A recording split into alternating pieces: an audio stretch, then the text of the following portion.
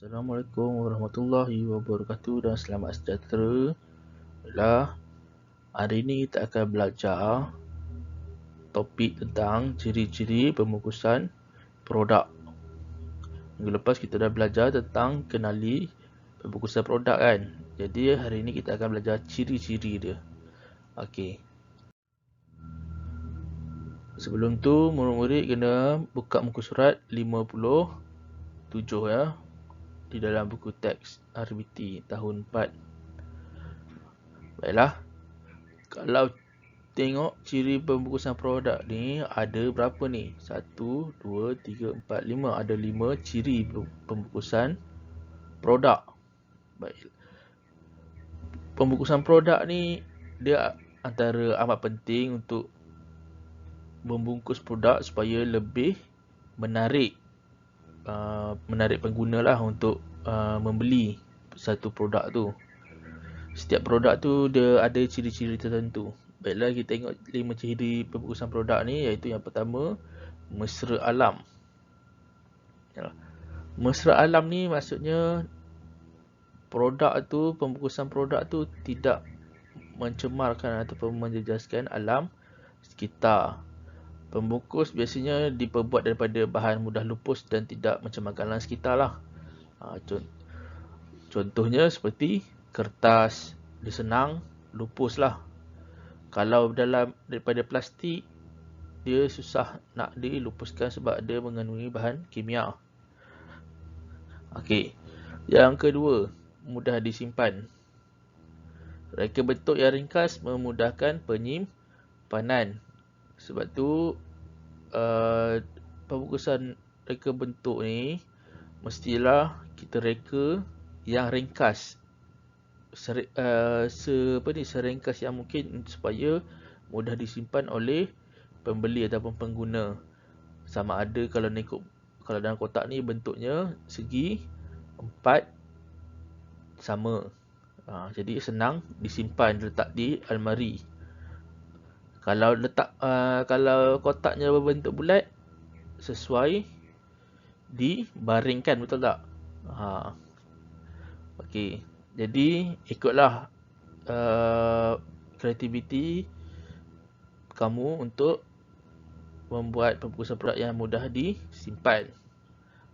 Okay. Kalau saiz besar senang disimpan tak? Susah kan? Jadi selalunya pembungkusan produk ni dia saiz sederhana ataupun saiz kecil. Okay. Kemudian yang ketiga ialah maklumat pelabelan. Maklumat pelabelan ni maksudnya setiap pembungkusan tu ada, kalau kamu perasan dekat bahagian belakang bungkusan makanan ke ataupun apa-apa produk kamu beli kan dekat kedai, mesti ada bagi tahu kandungan bahan-bahan diperbuat daripada apa, betul tak? Jadi kita sebagai pembungkus perlu meletakkanlah maklumat yang lengkap tentang produk itu. Contohnya kalau halal, kita boleh tulislah kandungan apa yang diperbuat yang daripada bahan halal. Kalau bahan-bahan yang bukan halal pun perlu diberitahu supaya dapat membezakan makanan itu halal ataupun haram dimakan oleh orang Muslim.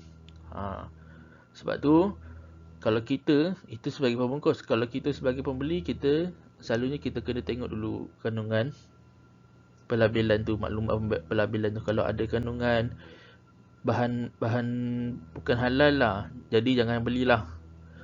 Sebab itulah pentingnya maklumat pelabelan ni. Okay. Kemudian yang keempat ialah mesra pengguna. Okay. Reka bentuk pembungkusan ni memudahkan pengguna untuk mengendalikannya. Okay. Mesra pengguna ni maksudnya pembeli tu ataupun pengguna tu senanglah digunakan. Contohnya kalau gunting. Kalau gunting kan ada lubang untuk masukkan jari kan, untuk gunting kan. Kalau tak ada lubang tu, bukan mesra pengguna lah. Dia memudahkan pengguna tu menggunakan suatu produk. Ataupun kalau tengok tisu basah ni, mesra penggunanya sebab apa?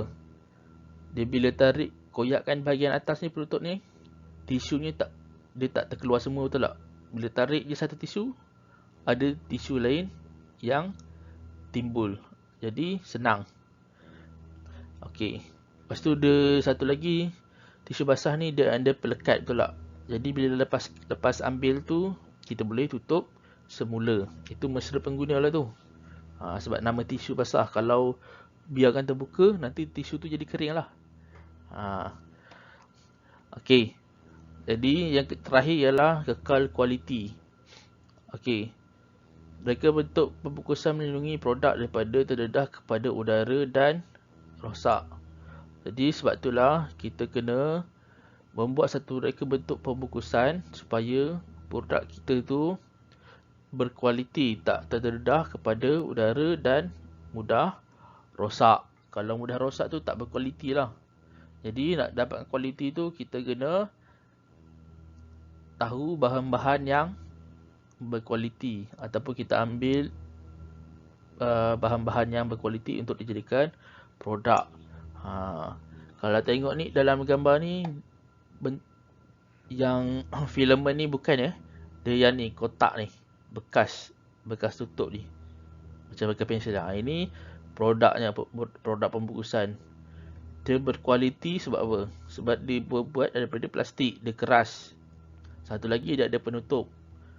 Jadi habuk ataupun udara tak masuk dalam bekas ni ataupun air kalau tumpah ke. Okey, kalau contoh jatuh pun, kalau dia ada penutup ni, ada apa ni, klip yang ketat, jadi bila jatuh pun tak ada berterabur barang dalam tu. Okey, ini antara ciri-ciri pembungkusan produk yang perlu ada dalam produk supaya memenuhi ciri-ciri produk yang dibungkus. Itu saja untuk hari ini. Sekian, terima kasih.